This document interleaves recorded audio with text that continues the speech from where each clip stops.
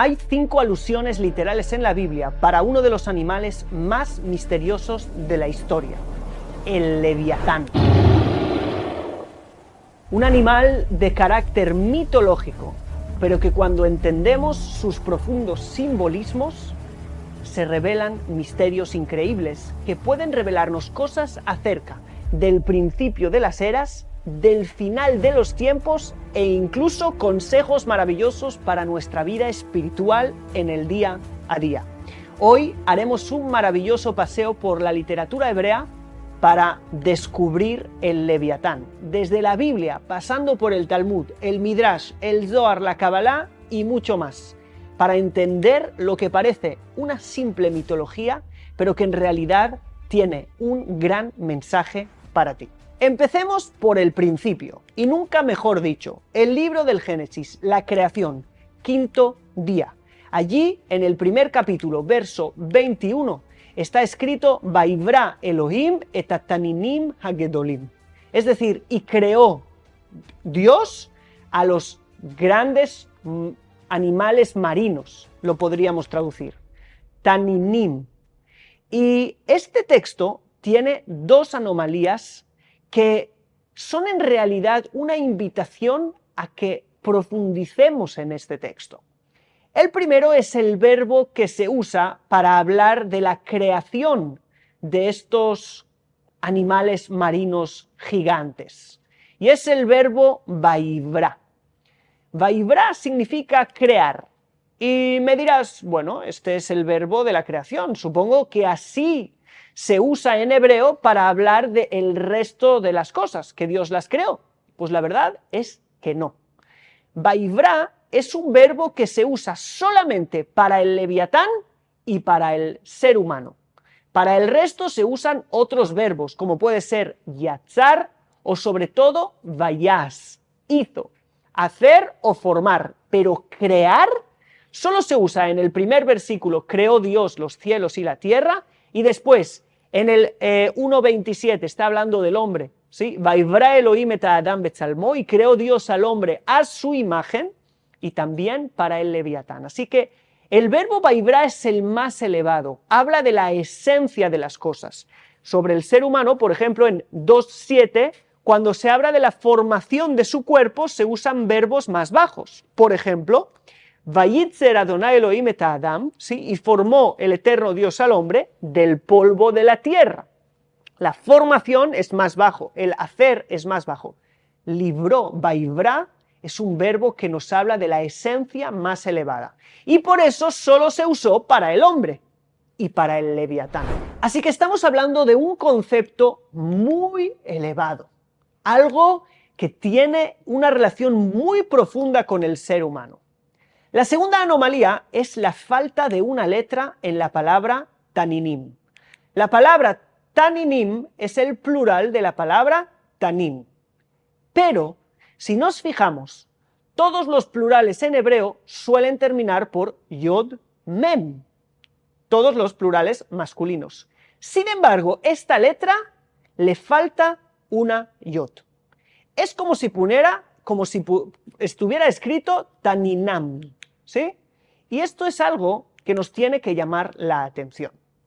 El sentido literal de este texto, ya nos lo dice el comentarista Rashi, Rabbi Shlomo Yitzhaki, él nos dice que está hablando de los grandes animales que hay en el mar, ¿sí? Orcas y otros animales. Sin embargo, el Midrash, ¿sí? La Agadá, la leyenda, la tradición nos habla de un concepto diferente, que es el Leviatán. Y este Leviatán se dice en el Midrash que era tan y tan grande que si él y su hembra se hubieran reproducido, el mundo no hubiera podido aguantar. Por lo tanto, Dios tuvo que sacrificar a su hembra y tomar su carne, salarla y reservarla para el futuro, para los justos que van a comer, ¿sí? Van a comer un gran banquete en el mundo venidero y allí van a comer la carne del Leviatán. Obviamente todo esto no es literal, ya te habrás dado cuenta, sino que son conceptos muy profundos, que nos están hablando de algo que los justos, las personas que lleguen al mundo venidero, van a poder, ¿sí?, hacer parte de sus conciencias, este Leviatán. Ahora, ¿por qué es importante ver esto? Porque así como te he contado que el Midrash habla de que eran dos, pero que uno de ellos tuvo que morir, tuvo que sacrificarse, así vemos que el plural de esta palabra está dañado en el texto literal. Esta es una insinuación del texto para hablarnos de este concepto tan profundo de que solo puede haber un Leviatán, no puede haber pluralidad de ellos, como mínimo no ahora. Aunque sí los hubo, pero no ahora. A estas alturas solo quiero que te quedes con los conceptos en sí, porque luego haremos de ellos algo muy, pero que muy interesante. Aprovecho esta pausa de unos pocos segundos para contarte cómo puedes hacer que los mejores rabinos, maestros y guías espirituales de Israel sean tus mentores. Y es haciendo clic aquí abajo, informándote más acerca de la Academia Co-Creadores, la academia de crecimiento personal y espiritual según la visión de la Kabbalah y el judaísmo más grande de Internet. El Leviatán está en el agua. Y esto no es una información menor. Además, está escrito que está oculto en el agua y dormido. Así dice el libro de Job, capítulo 3, verso 7 y 8, donde habla del Leviatán y habla de aquellos que despiertan al Leviatán. El Leviatán es un animal que se considera que está dormido. Imagínate que se moviera, imagínate que apareciera. Está escrito que de alguna manera podría poner el mundo en peligro, destruir el mundo. ¿Okay? Así que todo esto nos lleva a diferentes conclusiones. Número uno, el Leviatán no acepta la dualidad. Es un concepto de unicidad, un concepto único. Acuérdate de esto porque después hablaremos de la conciencia de unidad. Número dos es que su nombre, el nombre Leviatán, nos habla también de esa unidad, ¿sí? No hay dualidad en él. Por eso Leviatán viene de la palabra libui, ¿sí? Livá significa acompañó, ¿sí? Unirse a otro, la unidad, eso es el concepto que está insinuado ya en el nombre de este mismo Leviatán, no solo en el nombre, sino en el texto, que el plural está dañado, y también obviamente en la leyenda, la Agadá, que nuestros sabios nos transmitieron acerca de que no puede coexistir con un otro lado, con una hembra, porque él tiene que vivir solo. Si hubiera dos, el mundo no pudiera subsistir. Eso es muy importante porque después veremos un versículo increíble en el libro de Isaías que tiene que ver con eso. Otra cosa muy importante es que el Leviatán tiene que ver con el futuro, el fin de los días. Nuestros sabios hablaron de muchas cosas acerca de este Leviatán. Número, que comeremos su carne en el banquete en el mundo venidero. Dos, que Dios de alguna manera hará como casas con su piel para los justos en el mundo por venir. Y otras muchas cosas que se han dicho en modo metafórico de este Leviatán. Pero siempre Leviatán tiene que ver con el final de los días. Recuerda, ya podemos ir viendo cosas interesantes. Por ejemplo, la unidad de la que estamos hablando tiene que ver con el futuro. Acuérdate, por ejemplo, del libro de Zacarías, ¿sí? Zacarías, capítulo 14, donde está escrito del final de los días, que de allá Adonai lemelech al kol haaretz, y será el Eterno Rey sobre toda la tierra, y en ese día el Eterno será uno y su nombre uno. La unidad completa de la revelación del Dios uno y del nombre uno del Creador, la conciencia de unidad tiene que ver con el final de los tiempos. Y así ya podemos ir viendo qué nos está insinuando este Leviatán. Pero no solamente tiene que ver con el mundo por venir, también tiene que ver con el principio de todo. Está escrito que este Leviatán está en el agua, ¿sí? Oculto en el agua, debajo del agua. Y esto es muy importante porque el agua tiene una representación simbólica muy importante en el verso 2, donde está escrito que la tierra estaba tohu babou, en caos y en desorden, y toda la tierra estaba cubierta de agua, y el Espíritu de Dios sobrevolaba sobre la faz de las aguas. Así pues, el hecho de que esté oculto en el agua nos habla también de que es algo oculto no solamente para el final, sino también desde el principio. De hecho, la palabra maim, ¿sí?, en hebreo es el plural de la palabra ma. Ma es qué, ¿sí? Y qué es el qué, la esencia de las cosas. ¿Qué es esto? ¿Qué es? ¿Cuál es su esencia? ¿De qué estamos hablando? ¿Sí? La palabra mahut, esencia, es como, tiene que ver con ma, ¿ok? Entonces, el principio de todo, ¿sí?, esencialmente había algo que tiene que ver con el Leviatán, algo ocultaba este concepto tan profundo del Leviatán. Y obviamente que estamos hablando de que lo que nos dice el Arizal en el libro Etz Haim, que algo muy importante, el nombre de Dios, que tienes las letras Yod, la letra Hei, Vav y después Hei, estas 4 letras vienen de alguna manera o forman, esta palabra tiene relación, digamos, con 3 verbos del verbo ser. Hayá, fue, Jové, presente, es en el presente, Veye, será en el futuro. ¿Sí? Y nos dice el Arizal que Dios fue desde el principio, Dios es en el presente y Dios volverá a ser como fue en el principio también en el futuro. Toda la creación, de alguna manera, volverá. Todo sale de Él, la creación en el presente, también Dios está presente allí y en el futuro todo volverá a Él. Esto es un concepto muy profundo, pero quiero que entendamos que este Leviatán nos está hablando de un concepto que está desde el principio, que va a estar en el final y que ahora tiene que estar oculto, no puede revelarse en toda su plenitud, porque a ser así, el mundo sería destruido, el mundo no lo podría aguantar. ¿Sí? Si él tuviera una hembra y tuvieron hijos, es decir, si este concepto se desarrollara, diera frutos en este mundo, el mundo no podría aguantar. Todo esto nos lleva a la conclusión que estamos hablando de ese concepto llamado la conciencia de unidad. ¿Sí? El momento que dejemos de ver al mundo dualmente como bien, mal, material, espiritual, arriba, abajo, yo y ellos. Todo esto es un nivel de dualidad.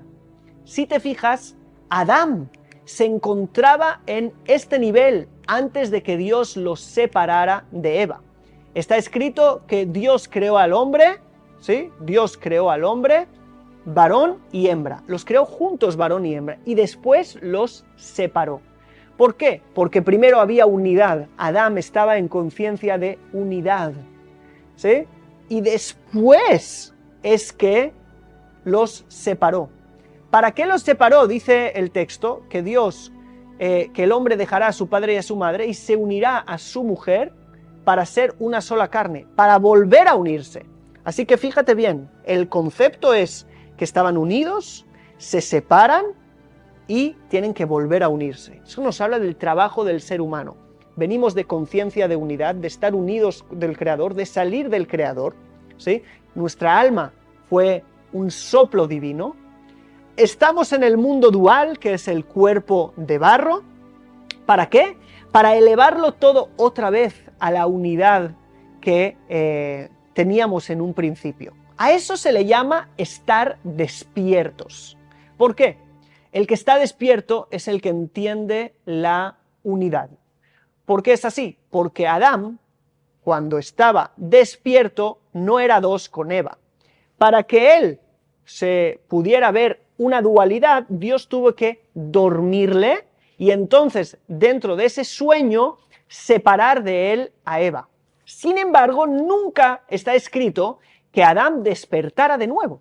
Significa que todo el tiempo que tenga una perspectiva dual del mundo, yo y ella, ¿sí?, material, espiritual, bien y mal. Siempre que veamos dos lados en el mundo, significa que aún estamos durmiendo espiritualmente, porque estamos lejos de la conciencia de unidad. Sin embargo, Dios quiso que vivamos en la dualidad, porque si estuviéramos solamente en la conciencia de unidad, no habría lugar para nuestro trabajo, para nuestro servicio. Eso es lo que dice que la parte femenina del Leviatán, ¿sí?, la dualidad, la tuvo que sacrificar Dios para recompensar a los justos en el mundo venidero. ¿Qué significa la parte masculina y la parte femenina? Bien, la parte femenina es la parte menguante. Por ejemplo, la luna recibe del sol. El sol es la parte masculina que de alguna manera le da a la luna. La luna es la parte menguante. A veces está vacía, a veces está plena. El sol está pleno todo el tiempo. La tierra, por ejemplo, Aretz, es el lado femenino. ¿Por qué? Porque igual que biológicamente el hombre le da la semilla a la mujer y la mujer es la que le tiene que desarrollar, lo mismo, la lluvia de alguna manera fecunda la tierra, ¿ok? El sol le da a la luna. Así que todo el concepto de negativo no tiene que ver ahora con derechos de hombres y mujeres, tenemos que salir de allí. Estamos hablando de algo mucho más profundo. Todo el tikkun de la creación es llevar lo falto, lo menguante, ¿sí?, lo femenino, a un equilibrio y igualdad y unidad completa con la otra parte, la parte que le influencia. Por ejemplo, Dios sería este caso el masculino que influencia a los seres humanos, que seríamos en comparación a él lo femenino, porque recibimos de él, somos los que recibimos, y nuestra misión aquí es elevarnos hasta ser como él y poder unirnos a él. Ahora, si lo viéramos todo desde el prisma de la conciencia de unidad, no habría lugar a las faltas. No habría bien, mal, completo, incompleto. No habría eso. Por eso es que para que haya lugar a que nosotros hagamos un proceso de tikkun, para que haya lugar al trabajo espiritual de los seres humanos haciendo el tikkun olam, rectificando el mundo, necesitamos que de alguna manera haya falta en el mundo. Y solo puede haber falta en conciencia de dualidad. Por eso es que Dios hizo dormir al hombre. Por eso es que Dios nos puso aquí en este mundo dual, porque aquí tenemos que hacer el trabajo. Todo esto está expresado también, por ejemplo, en el Maharal de Praga, uno de los más grandes filósofos de la tradición judía, que dice que el Leviatán representa la plenitud, ¿sí?, que es esa una unidad completa. Pero este mundo no puede soportar esta plenitud, sino destruiría el mundo, es decir, no habría lugar para el mundo, no habría lugar para nosotros, porque nuestro trabajo, si queremos que tengamos un significado, una autonomía, una independencia, ¿sí?, que podemos ganarnos, trabajar un poquito y no solamente recibir, sino ser dadores, darle al mundo tikkun, para eso nosotros tenemos que estar aquí en este mundo dual. Habiendo entendido que de estos conceptos nos está hablando el Leviatán, podemos entender el resto de los textos en los profetas. El profeta Isaías, por ejemplo, nos habla de 3 tipos de Leviatán en Isaías 27. Allí en el primer versículo. Ese capítulo nos habla de la redención final.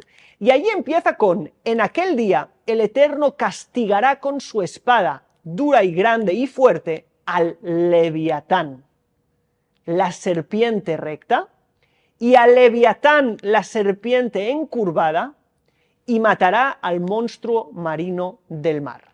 Tenemos aquí 3 conceptos. Primero, el Leviatán Nahash Bariach, está hablando del Leviatán, que es una serpiente recta. Luego está hablando del Leviatán Nahash, Leviatán serpiente Acalatón, está hablando de algo circular. Y luego está hablando de que hay el Tanín, ¿sí?, el animal ese primario del que hemos hablado en el Génesis, en el verso 21. ¿Qué significa esto? Es fácil, porque cuando entendemos los conceptos aquí, todo cambia. Fíjate bien, tenemos el Leviatán Nahash, el Leviatán serpiente, recto. Variaj está hablando del lado masculino. ¿Sí? El lado masculino en todas las tradiciones es visto como algo recto. Así es también su órgano reproductivo, y así también es el espermatozoide, ¿sí? Y también es la forma de ser. Los hombres son un poco más rectos, ¿sí? Ahora, no rectos en el sentido de justos, sino de directos, ¿ok? Ahora, luego tenemos el Nahash, el Leviatán Nahash, ¿sí? Que es circular, dice el texto, que nos está hablando de lo femenino es circular, así es su órgano reproductivo, así es también el óvulo, ¿sí? Y las mujeres también, su forma de ser son también más circulares, no te dicen directo, te lo insinúan para que tú lo puedas entender, ¿ok? Entonces, vemos que hay el Leviatán serpiente masculino y femenino al que Dios va a matar con espada. Estamos hablando del lado oscuro, el otro lado del Leviatán correcto, es el Leviatán serpiente. La conciencia de dualidad, donde hay masculino-femenino, donde hay las dos cosas, donde hay dos lados. Sí, no es que no tengan que ver hombres y mujeres, no me entiendan mal, estoy hablando en conceptos espirituales, donde hay uno que da y uno que recibe. Al final esto vamos a ver que ya no es, y entonces es que morirá el animal del mar, ¿sí? Ya no será un peligro para nosotros el animal del mar, será vencido, y ya podremos gozar del Leviatán y comérnoslos, porque ya será la conciencia de unidad en el mundo venidero. La próxima aparición la vemos en el Salmo 74, 13 y 14, y no la tocaremos ahora. Pero sí veremos en el Salmo 104, 25, 26, que dice: este es el mar grande y amplio, y ahí están los insectos y un sinfín de animales pequeños, junto a los grandes. Allí pasean los barcos, es el Leviatán que formaste para jugar con él. ¿Sí? Dios juega con el Leviatán. Bueno, entonces, ¿en qué quedamos? ¿Que lo va a matar como en Isaías o que juega con él? De nuevo, eso es un concepto positivo, el del Leviatán, solo que a destiempo es que es negativo. Entonces, es como el deleite del mundo venidero. Claro que Dios se deleita, juega con él, ¿sí? Porque ese es su concepto favorito, es su hijo favorito, es el concepto favorito de Dios, la conciencia de unidad, solo que en este mundo solo podemos alcanzarlo en momentos específicos, pero no podemos vivir solo con él. Pero Dios juega con él. El Talmud, en el tratado de Abodá Zará, dice allí algo muy interesante. 12 horas tiene el día. En las 3 primeras Dios se sienta y estudia la Torá. En las 3 segundas se sienta y juzga al mundo. En las otras 3 sustenta y da vida al mundo entero, desde los cuernos del carnero hasta los huevos de los piojos, es decir, a todas las creaciones. Y las últimas 3 horas del día se sienta y juega con el Leviatán. Sí, obviamente también es metafórico. El santo bendito sea juega con el Leviatán. Es decir, hay un deleite en el final del día. Estamos hablando del final de los tiempos. Un deleite que ya puedo sentir hoy de saber que pronto se revelará la plenitud. Por eso ¿sí? Hablamos del final del día. Y es que eso es lo que nosotros solemos decir, por ejemplo, que Gam zu letová. También esto es para bien, al final será bien. O Gam ze ya'avor, también esto pasará. Son frases que al final son tan poderosas porque tienen raíz en este concepto final del Leviatán, de que al final se revelará la bondad divina en toda su plenitud. Veremos que no existe el mal, que el mal es solo un espejismo de esta realidad dual. El libro de Job 41 le dedica un capítulo entero al Leviatán para describirlo de una forma increíble. Y en el capítulo 3 ya te dije que se habla de algo muy interesante. Cuando Dios maldice el día, ¿sí?, que nació, dice: ¡ay, que fuera aquella noche solitaria, que no viniera canción alguna en ella! Maldíganle a los que maldicen el día. Y dice ahí, los que en el futuro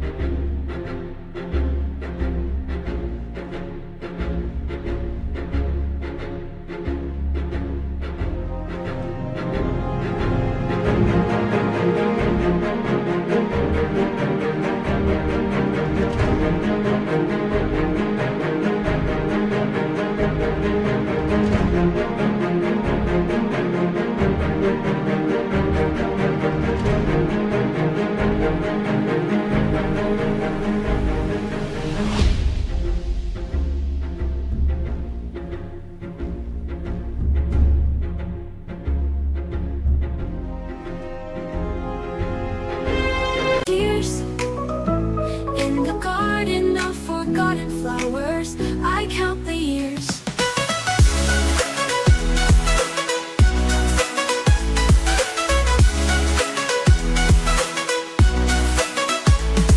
The daisies in the sunlight, now bent and worn, remind me of the mornings when love was born.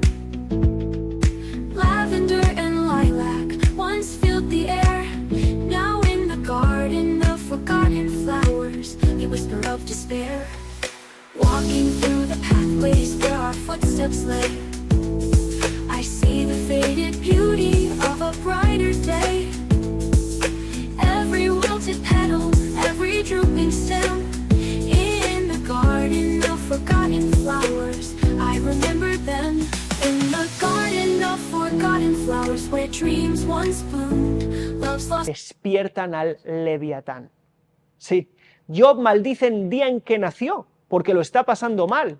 Y también dice que los que esperan al Leviatán, sí, algo a futuro, la plenitud futura, sí, la plenitud del futuro, los que quieren despertar al Leviatán, maldicen el día de hoy.